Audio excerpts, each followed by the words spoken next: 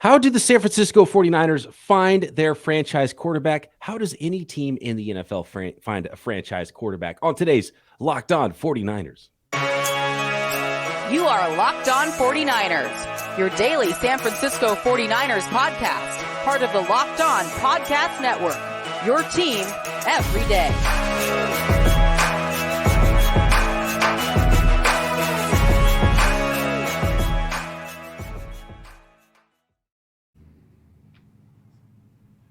Welcome to Locked On 49ers. Brian Peacock and Eric Crocker with you as always at BD Peacock at Eric_Crocker. Thanks everybody for making us your first listen here on the Locked On Podcast Network, your team every day, and this very special Winky Wednesday episode with today's guest, Nicholas Winkler. Come on down.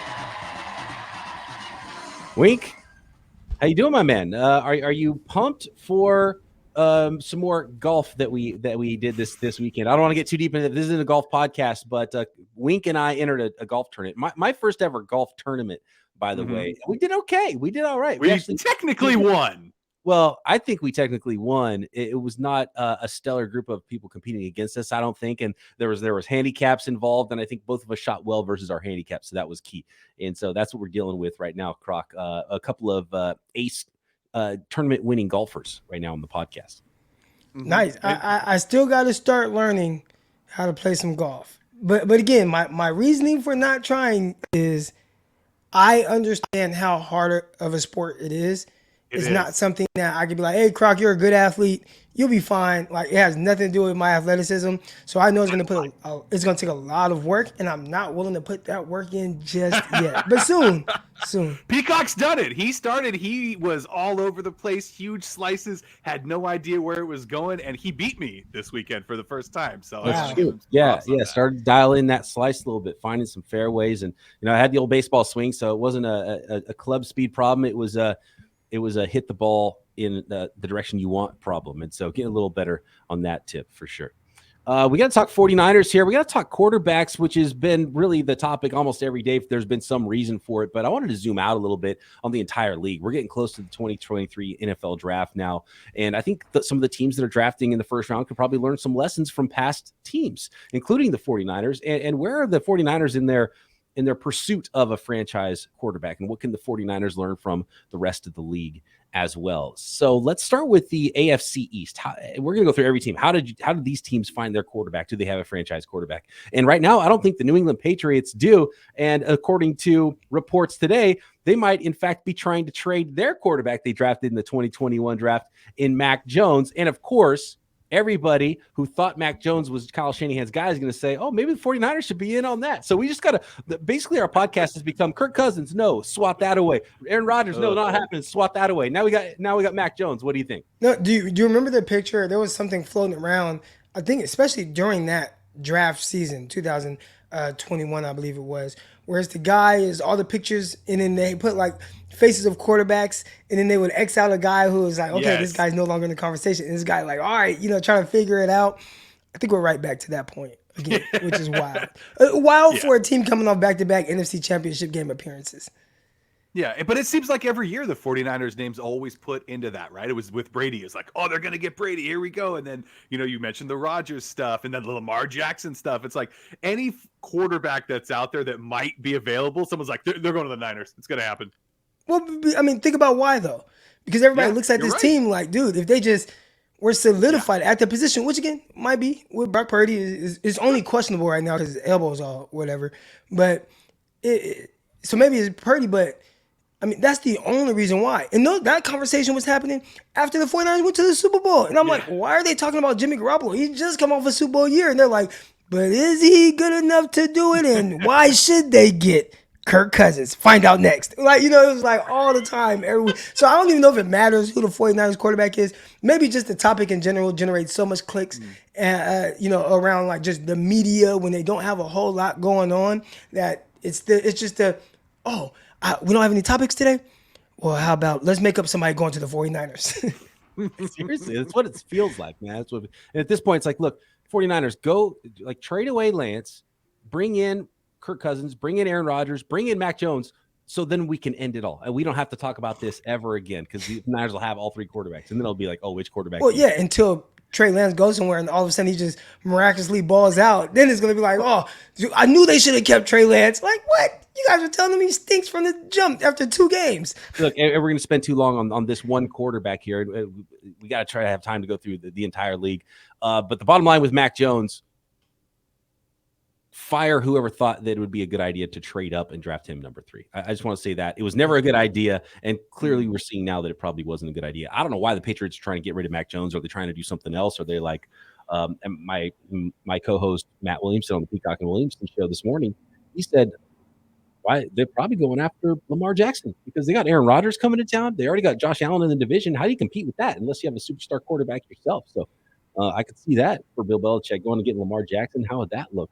But Mac Jones clearly not the guy that, he might not have been worth the 15th pick in the draft, let alone trading up to number 3. Is he a franchise quarterback? If they're trying to trade him, probably not. Who knows? Maybe he ends up being a franchise quarterback for somebody else. But it doesn't help when your offensive coordinator was a defensive coordinator and your quarterback coach was a special teams coach. Like that doesn't help. Guy who stepped in for you, Zappy, actually didn't look half bad, right? So it's like, is Mac Jones really that good? Those were the reports that they're like, well, they think Zappy's just as good as Mac Jones anyway. You probably get a pick for Mac Jones, so just trade Mac Jones. And especially if you don't like the person, that's what it feels like to me. They probably like, I don't know if we like this guy, sort of a Baker Mayfield, Carson Wentz vibe. Where like, let's just get this guy. That's a tough division, though, right? You mentioned Rodgers, you got Allen, you got the Dolphins who've retooled too. The Patriots got to do something if they want to find a way to win some division games. Josh Allen, the Buffalo Bills traded up to get him in the top 10 of the 2018 NFL draft. Tua was the 5th overall pick to the Miami Dolphins there in the division in the AFC East. And the other team in the AFC East is the New York Jets, who might end up with Aaron Rodgers. They drafted in the pick right before the Niners took Trey Lance. They took Zach Wilson, and that turned out to not be a very good selection. So we had one team that it worked out trading up, another team that we think looks pretty good with their quarterback, but maybe not as good as they thought he was going to be in Tua, and then a couple teams that drafted first-round quarterbacks that maybe not be looking so good right now. Would Miami be better off right now if they had Justin Herbert? Because remember, that's who they drafted Tua over Herbert. Right. Well, it was tank for Tua. Everyone thought Tua was going to be number tank for Tua. Yeah, it was tank for Tua, and then it ended up being Burrow going number 1, and the Los Angeles sitting there at 6, and people thought, oh man, they got to trade up and get Tua. And I think Tom Telesco, is that the GM in LA? He said basically, we liked both guys, and so we just waited to see who was going to be our pick. So it could have been Tua. Like they didn't really care that much, and they ended up with the better quarterback. So they should have looked at my scouting report, because I said, when I was watching the receivers, because you had Henry Ruggs and Jerry Jeudy, so I'm watching those guys, and then I realized, like, I'm watching Tua, and I'm like, I don't know how good this guy is. And I said, and I tweeted this out, and I took a lot of flack for this, and I said, he reminds me of Dak Prescott, and you have to hope that he's Dak Prescott. And people like kind of try to drill me for that. That was kind of a hot take at that time. Look, we've seen it with Mac Jones. We saw it with Tua. And are we going to see it again? We're talking about a 5'10" quarterback, maybe going number 1, number 2 overall in Bryce Young coming from Alabama. And when your team's better than everybody else, it just makes things easier on you in college. It's not going to be that easy in the NFL. And you could say the same for CJ Stroud. CJ Stroud has 2 first-round offensive tackles. 2 first-round offensive tackles this year, the best wide receiver in the draft this year, an even better wide receiver, Marvin Harrison Jr., that's going to be coming out next year. Nobody had more help than C.J. Stroud. And then when you consider Ohio State and who they were going up against, I mean, that's another red flag for me. It's like, oh, okay, he looked good for sure, but nobody had more help. And it's not going to be that easy in the NFL for whatever team you go to, especially a team that's drafting that high. But we're also talking about, smaller quarterbacks. There's Kyler Murray, right? There's Jalen Hurts, a couple guys that, one of them who has won recently, Kyler Murray's shown flashes of it so far. So do we automatically discount like this guy's small and he's got a lot of talent around him, so we shouldn't pick him? I hear that. I hear people saying that. They keep talking about how small he is, but he's not really small. Like, he's a legit 6'1", and he's like 225 pounds. Like, he's a bigger... Yeah, I wouldn't consider Hurts being an undersized quarterback. No, he's just not 6'5". Right. But they do. I mean, they say that though to Wing's defense. They talk about him being small. I'm like, oh yeah, I've heard a lot. He's not this small guy. He's strong. Okay, he's so like built like an ox. We got to get moving here. Through the AFC, we've got the Los Angeles Chargers that we mentioned. They drafted Justin Herbert, number 6 overall. The Las Vegas Raiders moved on from Derek Carr. Now they got Jimmy G as their guy. Kansas City Chiefs traded up in 2017. How many spots did they trade up? I think that's the part between the Bills and the Bills and the right, because the Bills jumped up a lot of spots to get Josh Allen, didn't they? I don't remember how far they went. It wasn't just like 2 spots though. It was. No, my bad. Texans. It's Texans and Chiefs. The Chiefs jumped up. I want to say from 27 to 10 to get Mahomes. Something like that. It was from the 20s. And the Texans jumped from 25 to 12. I think. The Texans. To get Watson. Oh yeah. To get Watson. Right. Yeah. And the Browns, all these years, the Browns had trouble finding a quarterback, and they traded out of that spot when they could have gotten their quarterback there and ended up trading for Watson in the end. Denver Broncos, they traded a whole bunch to get their quarterback currently, who is Russell Wilson from the Seattle Seahawks. The Seattle Seahawks look like they're making off like bandits. Addition by subtraction, plus all the draft picks they're making good on with those selections. Hey, real quick, when you think about something like that, right, you're just like, wow, that's a botched trade. And you look at the 49ers situation, and I know a lot of people are like, oh man, it's going to look bad. Like, and it's like, no, like since they drafted Trey Lance, they've been to 2 NFC championship games, and they still look like they might have found their quarterback of the future. So even if it just does not work out, it doesn't, maybe a player or two, you could say you might have this player or that player, but at the end of the day, it did not hurt the team, at least not yet. And we're talking about over 2 years, which typically you would have felt that already, like you do these other teams that just don't get that pick right. Mm-hmm. Yeah, no, you're right. You're absolutely right about that. We'll move on. We'll finish the rest of the AFC next. The NFC. What can we learn about these teams? How can we learn from it for the 49ers, their pursuit of a franchise quarterback? Do they already have a franchise quarterback? And what about those teams in the first round of the 2023 NFL draft? Next. Today's episode of Locked On 49ers is brought to you by Built Bar. Built March Madness is still going. Go to builtmarchmadness.com right now to vote for your favorites. It is the finals. It is the finals in the Built Bars bracket, and it is salted caramel bar versus brownie batter puff in the final. So go make your vote, and one lucky Locked On listener will get a 12-month subscription to Built and have Built's best bars or puffs delivered monthly straight to your door. And 50 lucky Locked On listeners who vote will get a free box of Built. So go make your vote heard right now. Unbelievable bars, unbelievable flavors, all covered in 100% real chocolate, high in protein, low in calorie, low in sugar. So go vote at builtmarchmadness.com right now and go pick yourself up a box while you are there. Okay, we are moving on now to the AFC. I don't know what division we're even on. We only did 2 divisions so far. Okay, yeah, AFC North is where we are right now. And I don't know how long Lamar Jackson's going to be on the Baltimore Ravens. They drafted him at the very end of that 2018 famous now first round. Cincinnati Bengals, number 1 overall, Joe Burrow. Cleveland Browns traded a whole bunch after decades of ineptitude and trying to find a quarterback for Deshaun Watson. We'll see if that turns out well for them. And last year, number 17 overall in the first round, Kenny Pickett was the pick to be the next franchise quarterback of the Pittsburgh Steelers. Houston Texans have pick 2, which is very likely to be one of Stroud or Bryce Young, as we mentioned before. They got Davis Mills there right now. Indianapolis Colts really have nobody at quarterback and have gone through a whole bunch of veterans after having the best luck of anybody in the world at drafting number 1 overall quarterbacks for decades in Peyton Manning and Andrew Luck. Jacksonville Jaguars had the number 1 overall pick and did not blow it in 2021, looking good there with Trevor Lawrence. And the Tennessee Titans currently have Brian Tannehill, who's making a whole lot of money and is probably not going to be there much longer than this year.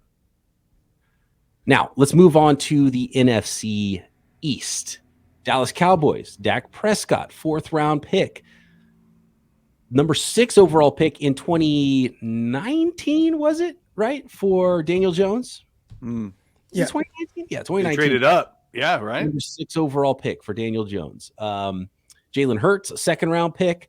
And Washington Commanders currently have Who do they have? Jacoby Sam Brissett, Howell. but I think they have Howell as well. Howell. Yeah, That's right. That's what I was forgetting. So Jacoby Brissett they picked up, and he's going to battle with Sam Howell as a 5th round pick last year. We're trying to figure out the right way to do it, and maybe there is no just right way, but kind of seeing how the 49ers have done with Brock Purdy, whereas like at the end of the day, you just know got a solid starting quarterback, right? Mm-hmm. Maybe you think that's what the Washington Commanders are hoping they have with Sam Howell, whereas like, look, we don't think he's the most talented guy ever, but man, if we can just, have a good running game, we got this running back, the kid from Alabama, Robinson, I believe it is, that they have in the backfield. You got McLaurin, and you got some receivers, and you got a stout defense, and man, if we can just get Sam Howell to just, hey, let me just play cool. You don't got to be all crazy, you don't got to do it, but just play cool. Is that the way to kind of go, to draft a guy like late or mid rounds and hope that you could just kind of put a good enough team around him? Yeah, or you end up getting a superstar quarterback. I mean, it's the Bill Walsh way, right? And that's kind of, I think, one of the things that this is all gonna lead us to, Croc. You look at the Atlanta Falcons in the NFC South. Desmond Ritter's going to get his shot now, 3rd round pick last year. I think deserved to be drafted higher than where he was taken, and he could be their franchise quarterback. We'll find out. Carolina Panthers just traded a whole bunch to go up to number 1 to get their guy after they couldn't figure out a quarterback, and made other moves recently with Baker Mayfield and Sam Darnold, and none of those things worked out, and so they wanted to go. They were frustrated and wanted to go get their guy. New Orleans Saints picked up Derek Carr on the free agent market, and the Tampa Bay Buccaneers went out and got themselves a Hall of Fame quarterback. They got a ring for it. He retired, and now they are still searching for their next quarterback, are the Bucs, and they're not drafting high enough to go get one of the guys. Most likely, we'll see this year. We'll see how that draft ends up going. And then, of course, the NFC West guys, and we've got number 1 overall pick, Kyler Murray, who was the pick right before Nick Bosa in the 2019 draft. The Los Angeles Rams traded for Matthew Stafford in the 2021 offseason. The Seattle Seahawks has kind of just lucked out with a backup quarterback that ended up being as good as the guy, or really better now than the guy that was there before him, that was the starter in front of him, and Geno Smith. And the San Francisco 49ers have their 3-headed monster at quarterback with Mr. Irrelevant in Brock Purdy, the leader in the clubhouse to be the starter this year. Trey Lance, who they traded up to number 3 to get in 2021, and then they just signed Sam Darnold as a free agent for insurance. So how do you get a franchise quarterback, guys? What can we learn from these teams, and which teams have a franchise quarterback? I think is part of it. Josh Allen, Patrick Mahomes, Joe Burrow, Lamar Jackson, Trevor Who Lawrence. else we got? Trevor Lawrence. Yeah, Trevor Lawrence. Okay. Aaron Rodgers, who's currently in Green Bay. I missed the NFC North, by the way. So we got Aaron Rodgers, who was famously not drafted by the 49ers number 1. He was the 24th pick, I believe, in 2005. You got Kirk Cousins. Is Jalen Hurts there yet? I feel like you need one more year just to kind of like, okay, yeah, he's no, Herbert. I would consider Herbert for sure. But you said Hurts? Yeah. What about Fields? I would consider. We didn't even get to the North. So the North is Cousins, Rodgers. Jared Goff actually had a really good season last year, and then and Love might be the guy for the Packers too, and then Justin Fields. Goff has had a lot of just good seasons. Yeah, he's been solid and kind of. He was not the reason Detroit didn't make the playoffs. If anything, he was the reason that they were even in it. He was really good, but also he was completely cast away, and he was a throw-in in the trade that got him to Detroit too. But think about the football that he played with LA, and I think everybody just said, well, he was so trash his rookie year. There's no way that he'd be this without McVay. And he actually played good football and won a lot of games with the Rams, like a lot of games. So now everybody talks about Jimmy Garoppolo, and all he does is win. And it's like, well, how come nobody talks about Goff that way? Because he's done the exact same thing, and maybe even won more games and was healthier throughout the process. You're not wrong. Is he a franchise quarterback? Maybe. He could be a like Kirk Cousins is kind of has been the franchise quarterback for the Vikings, but I wouldn't put him into the list of franchise quarterbacks that I'm talking about that I'm trying to get for my team right now. You know what I mean? So I would say no to Goff. Why? right now. Sure, but if give him one more year, right, in Detroit. I would say no I to don't Goff. even think he needs another year. I think you No? know who Goff is. But do I you would- cast off a franchise quarterback, which is what the Rams did? If you can get Matthew Stafford, maybe. That's what I'm saying. So if you're willing to move off your quarterback to get a different guy or to draft a guy, say, that falls to pick 20 for you if you're the Detroit Lions, or if you were the 49ers who had Jimmy Garoppolo, but they went to get another quarterback, then he wasn't your franchise quarterback. Oh. And if you're the Lions and Anthony Richardson's there at 20, are you taking Anthony Richardson? If yes, then Jared Goff's not the answer to what we're looking for. I doubt it. I feel like they're poised to win, right? They almost made the playoffs last year. Yeah, I think they spent a bunch of money on the defensive side this season. I think that if anything else, I think they do believe Goff is the franchise. I'm sure they like Goff for now, but would they be trying to raise their ceiling, which is exactly where the 49ers were off of coming off of Super Bowl appearances and NFC Championship appearances, and they wanted a better guy. I mean, so what's the point in the NFL is to win the Super Bowl, right? I mean, that's why you play. For some franchises, it's get to the postseason, right? But if you look at the last 10 Super Bowl winners, 7 of those were drafted by the team that won that Super Bowl. There's 3 in there. I mean, well, I guess if you count Nick Foles, because he was drafted by the Eagles and then left and then came back. So if you count it that way, that's 7 of 10. I mean, yeah, a bunch of those were Brady, sure, but he also won 1 with the Bucs and he wasn't drafted by them. And you got Manning. Right. And then Stafford is the other one. Everybody else was drafted by their team. So that's the way to go. Right. Well, because if you have a franchise quarterback, you don't give him up for anything. So once you get one, you hold on to him for dear life. Well, Falcons gave up Brett Favre to the Packers. Yeah. They sure did. They did. Yeah. That's a good point. So it's wild because the 90s were a hell of a time. The 80s were a hell of a time. The 49ers had a Hall of Fame quarterback backing up a Hall of Fame quarterback who was They completely gave up Joe Montana, right? Yeah. Like, see you, Joe. And they had Bono and they had Gerbach who ended up starting games, right? So the 49ers were like the poster child of, we're going to keep, this is an important position. We're going to keep getting good ones on our football team. And when you look at a lot of these teams and how they got their quarterbacks, I think one of the points for me is obviously when you draft a guy and he's your dude until that player dies or until you die as a GM, right? Like you hold on to him forever. And we're seeing that in Green Bay right now. It's like, okay, finally, after all this and towards the end of a Hall of Fame career, we saw with Brady as well. And, maybe finally, the player starts not looking as good and feelings make it so you finally move on. But there's no way during a prime of that player's career you would ever give up of somebody that's that good. But then there's another tier of players, and some of these guys I would consider Tom Brady as well in this group of players that the teams got by accident, and the 49ers might have done that with Brock Purdy. Like, the last, if you thought he was going to be as good as he is, the 49ers wouldn't have waited until the last pick in the draft to draft Brock Purdy. They would have drafted him at pick 61, the first pick they had, right, late in the second round, if they thought he was going to be this good. Right. It wasn't a scenario like Kirk Cousins with the Washington then Redskins, where Kyle Shanahan was like, I really like Kirk Cousins, and his dad was like, I really like Russell Wilson, but the owner was like, well, I don't care what y'all want, you're going to get RG3. Right. And it's been reported that if they didn't get RG3, they would have drafted Russell Wilson, and because they did get RG3 at the top, the coach said, you know what, son? You really like this Kirk Cousins guy? He's still available in the 4th round. Like, I'll give him to you. But it's like that was a guy that he liked. I mean, would anybody be surprised if Kyle drafted Cousins in the 2nd? Because I really identify this guy as someone who can fit this offense and be really good in it.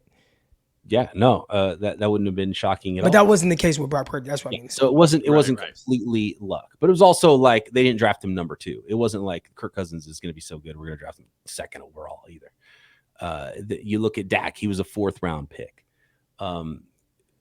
Daniel Jones could have been cast off before Brian Daboll ever got a hold of him, and so that's a weird one too, where it was like it was a free quarterback for Daboll, but he was an expensive quarterback as a 1st round pick that they thought was going to be good, but by a different regime. Jalen Hurts was a 2nd round pick, and they got their extra picks in this draft because they weren't sure who Jalen Hurts was going to be, and he turned out to be pretty darn good for him last year.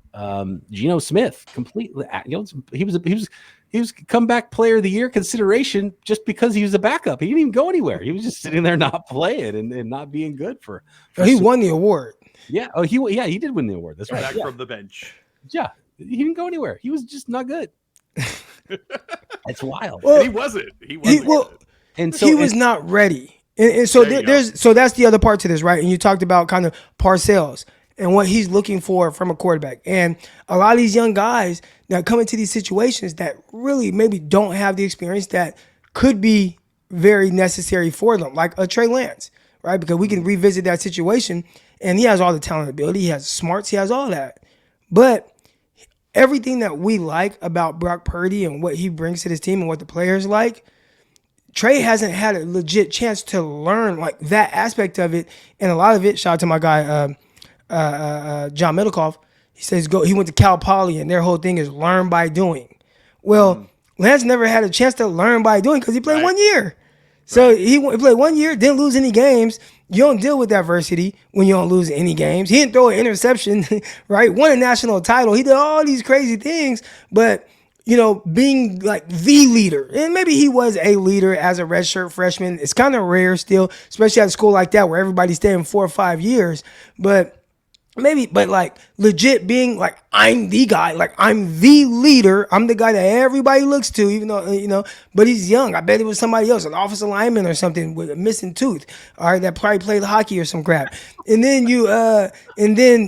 having to deal with adversity, the ups and downs, the different flows of things, and maybe getting hurt in college and then having to come back from that and dealing with that adversity, understanding how to command a huddle, like all these things that go into like, hey, when you play 4 years, you just get it. And that's what we like about Brock Purdy. He comes in, knows how to command the huddle. Well, of course, I did this for 4 years at Iowa State. Understands okay, you want me to do this? Okay, good. My coach has been drilling this into me for 3 years now, all right, since I became the starter. Like all of those things that you learn, and maybe that's what some of these coaches should be looking for. Now, obviously, you would love to have it in somebody that's 6'3", 240 pounds with a cannon of an arm. But if you could just find somebody that's, I don't want to say serviceable because I think Brock was definitely more than serviceable, but a guy that I can just get the job done. All right, you put all these guys around me in pieces. I done gone through everything in college. So should teams be looking for that guy? And who is that guy? Mm-hmm. I think the Niners tried, right, with C.J. Beathard. They kind of went that same route a few years ago. It didn't work out. Yeah. He was that. No, you're right. Yeah. You kind of drafted him a little bit too high. And Kyle definitely likes that. He likes to be able to see a little bit of his offense in what you're doing. And it gets harder and harder in the college game to find, those pro-style quarterbacks. And sometimes you can see it. And a lot of times you can't. And so you got to squint really hard when you're drafting quarterbacks. Beathard had been a little bit better with this team. Because with the Beathard that we saw, like that team wasn't, it was not this. No, and the culture of like what the team is now with all the superstars that they have. I mean, it was like Pierre Garçon and some other guys. And he actually showed he had some flashes. I remember watching him go toe to toe with Aaron Rodgers on Monday Night Football. Right, a couple flashes, right? Yeah. But you saw like, okay, guy, he has a nice little skill set, 78-yard touchdown run. Like he showed you some things where it's like, okay, I could see why they kind of liked him, but then maybe if he had this kind of team, where it's like, oh, you mean I could just check it down to Christian McCaffrey? Oh, you mean I could just throw a 5-yard pass to Deebo Samuel and he could take it 80 yards to the crib? Oh, you mean Trent Williams is protecting my blind side and not Zane Beatles? Like, maybe if that's the case, maybe Beathard is a little bit better.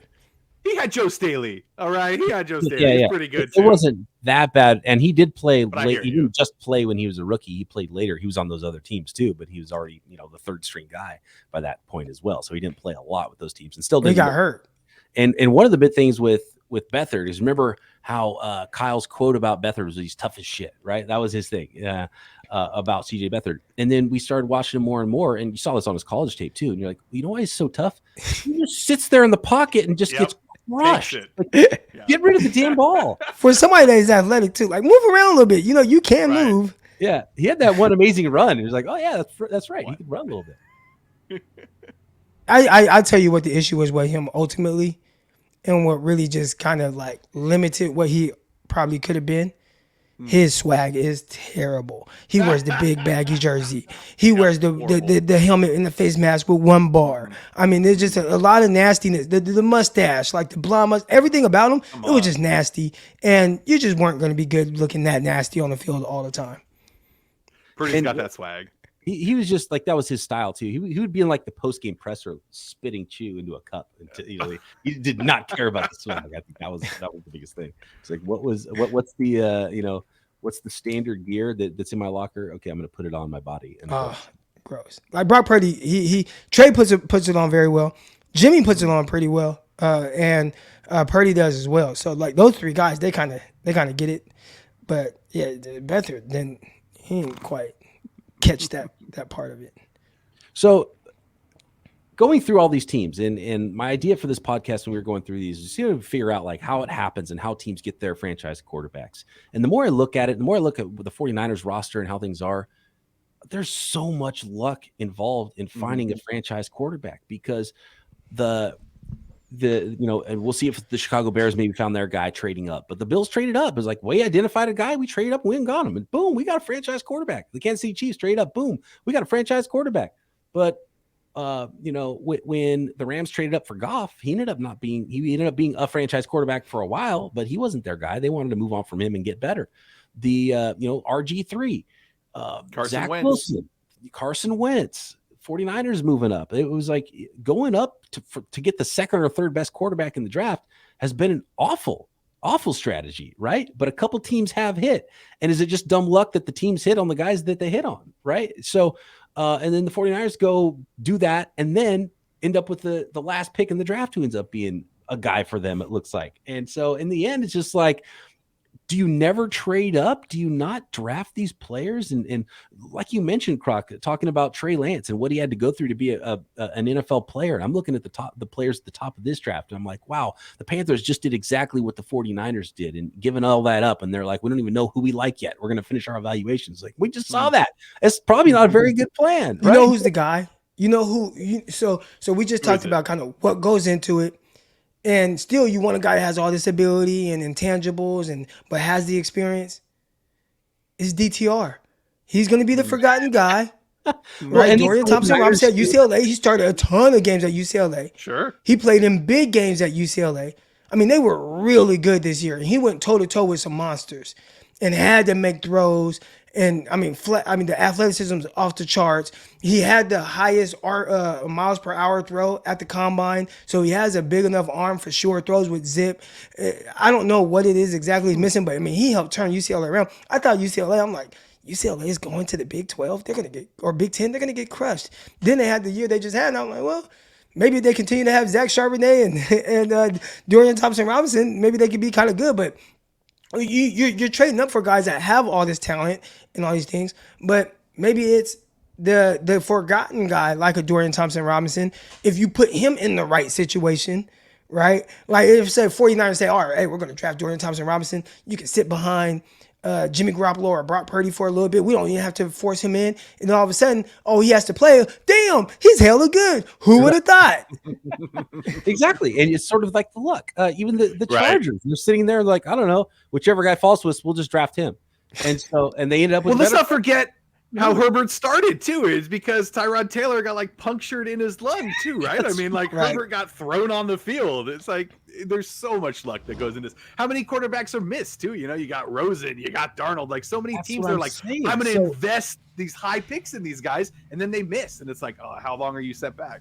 But you have to try to get a quarterback. So that's what I'm like. If you're Bill Belichick right now, and if that's his angle and his play is to go get a guy he already knows is a good quarterback who's in his 20s, that makes all the sense in the world to me, because there's so much luck and so much unknown with all these quarterbacks. But you can't stop trying to get a quarterback either, because then you'll never get lucky and get your Josh Allen or get your Patrick Mahomes or get your Justin Herbert. So you got to try. So there's so many misses. Do you just keep trying more often? Is that the answer? Because there's so much luck involved in all of this. There's so much luck. And I don't think we give enough credit to how much luck is involved in finding yourself a quarterback. Do you think that it's better off to do kind of what the Rams did, right? Where they gave up 2 firsts and a third, but they got a proven commodity in Stafford and they won a Super Bowl, right? So instead of like throwing 1 first-round draft pick at a young quarterback, it's like, let's throw a couple and bring in a guy that we know. I mean, again, it worked out for them. Yeah, they've kind of hit the reset button now, but that's worth a championship, right? Well, that's what Peacock is saying, that the Patriots should do with Lamar Jackson. Yeah.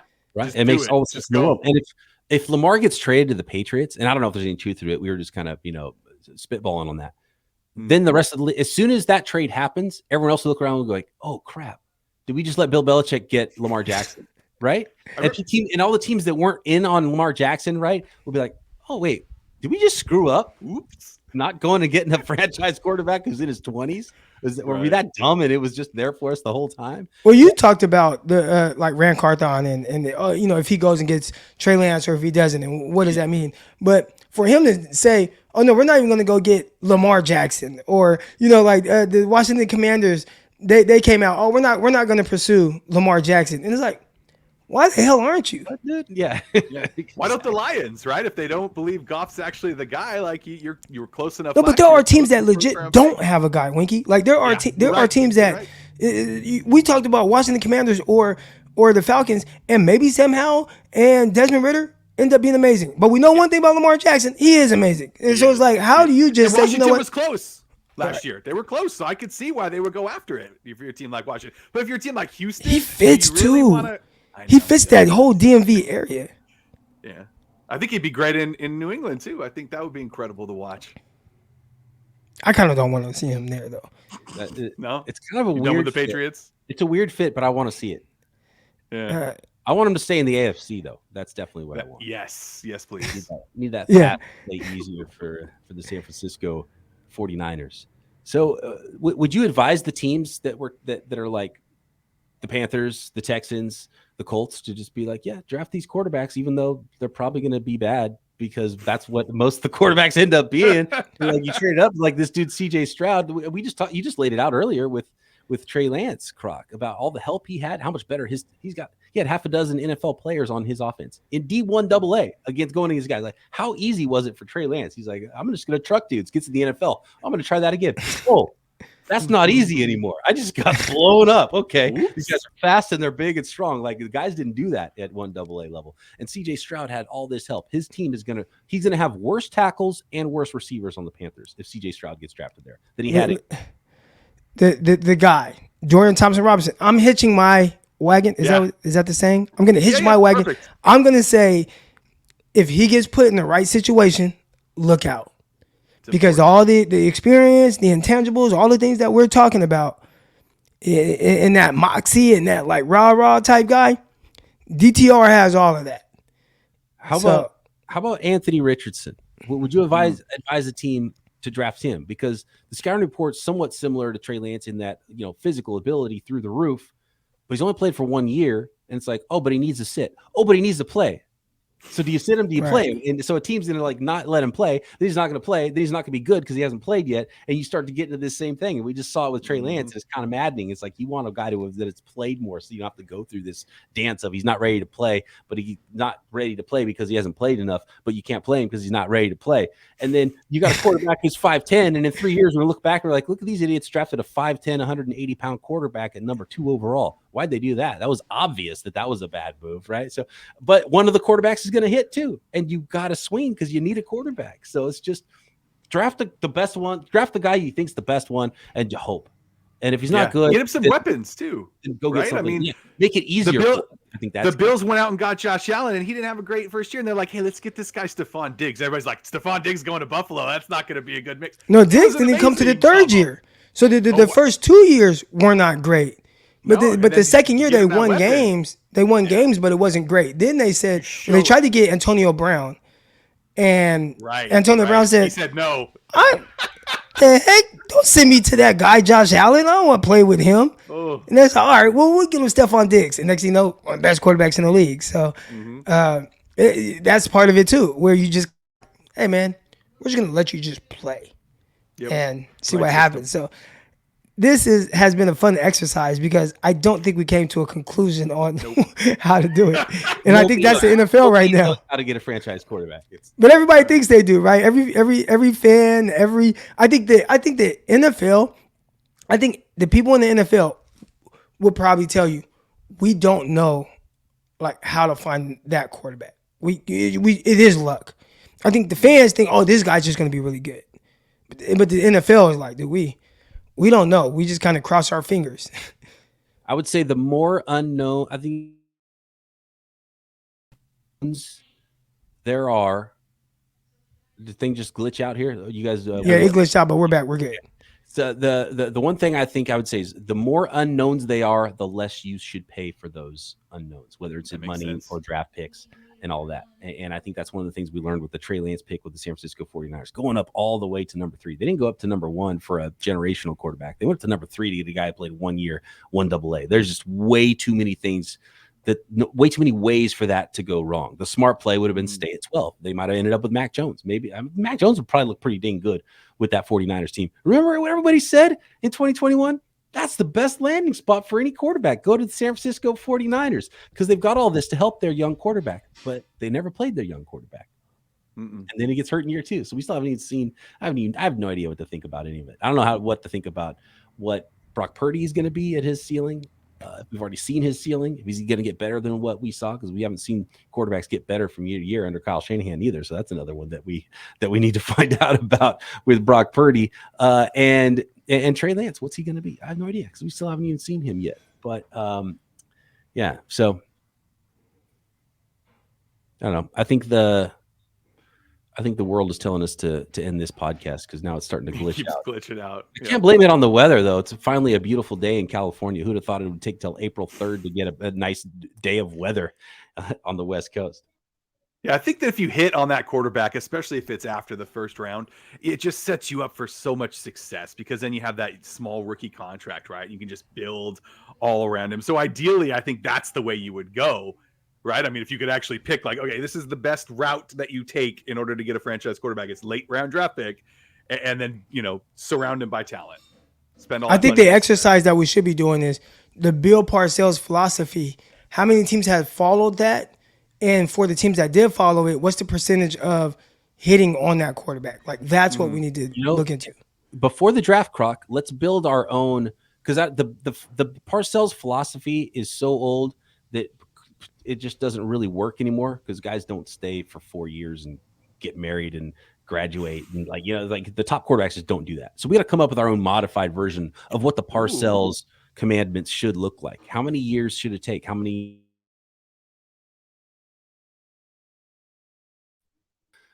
completion percentage is a big one that he had there. We're breaking up again. All right. But yeah, the modified new Parcells quarterback draft commandments coming from Peacock and Wink to an episode near you. That's the next topic of conversation. All right. Thanks everybody for making Locked On 49ers your first listen. If you think you know how to get a franchise quarterback, let us know at BD Peacock, at Eric_Crocker, at Bay Area Wink, and make sure you're subscribed up to everything that the Locked On Network has to offer. Croc and I back tomorrow right here, Locked On 49ers. See you. DTR to the moon.